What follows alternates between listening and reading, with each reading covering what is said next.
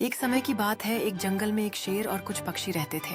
शेर अक्सर जंगल का साम्राज्य स्थापित करने में व्यस्त रहता था, जबकि पक्षी आकाश में उड़ने और गीत गाने में खुश थे।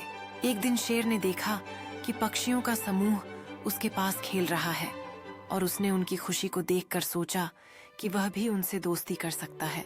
शेर ने धीरे धीरे अपने कदम बढ़ाए और पक्षियों से कहा, क्या आप मेरे साथ खेलना चाहेंगे? पक्षियों ने थोड़ी देर सोचा, लेकिन फिर उनकी चंचलता ने उन्हें शेर के साथ खेलने के लिए राजी कर दिया।